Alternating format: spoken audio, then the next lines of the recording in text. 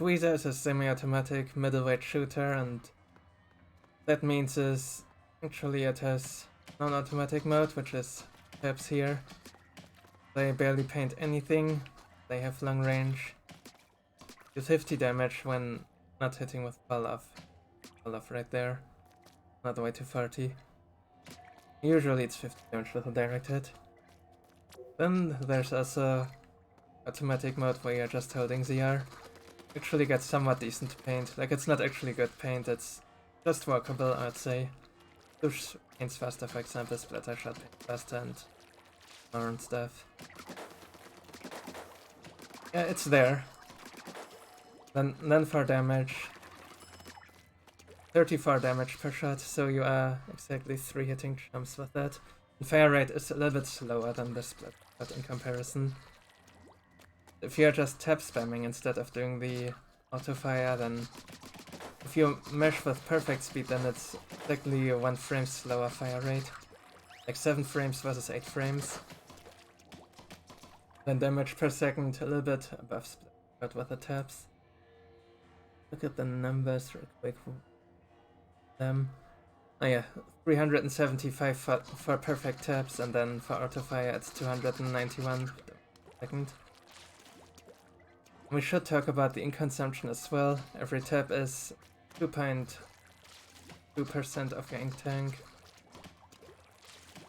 So if you were, for example, to tap down a big shot all the way, it would take 24 tap shots, and that is a little bit more than half of your ink tank. Well, if you're doing auto fire instead, then it's 0.9% per shot. So less than half of that, a bit less than half. And you are dealing a bit more than damage. A 2-shot for a 100 HP target versus a 3-shot. So that's of course the obvious thing here. Double tap it jump to that. Or just auto fire. It's like roughly similar speed anyway. Yeah, the double tap is faster, but if you have like the big hearts that are coming at you, then it's completely fine if you just the fire for ink efficiency. If it's just a few stray ones, feel free to tap spam. Small phrase. You see, if we're auto-firing them, then we're not one-shotting them. We'll just barely survive, but if we tap at them, like that. Then with Cohawk, it's expected. You can tap it 8 times and it's down. Or it takes actually quite a while if you auto-fire, but not too bad. Was a lot slower in the old game, but I got some nice damage buffs here to help it out. Right, so much about this, how the weapon operates. Let's talk about bosses. The hit is rather important for this because it has range.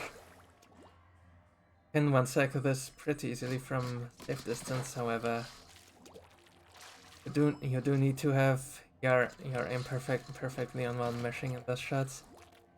Cannot do this would be way too slow. This would fail the cycle, for example. Really need to do it like this.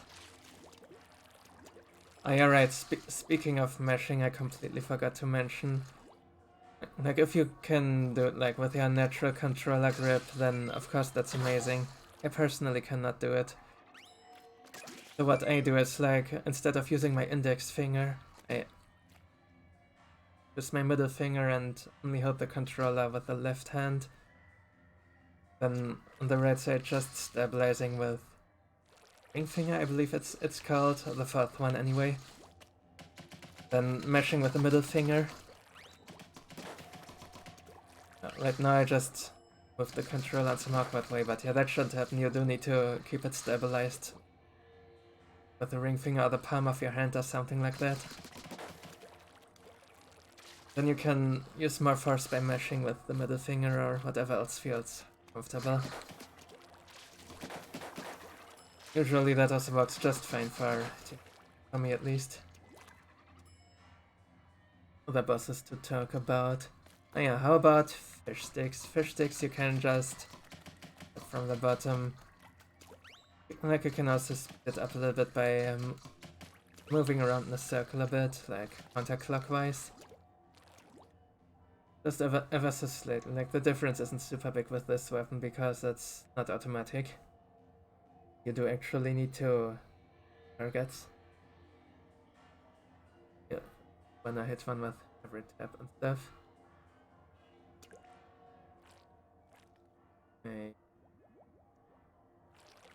Also, yeah, lids, of course, since you do have so much range. If you can get any high ground on like a Salmon lid, then you can of course snipe it. Of course, wasn't quite that.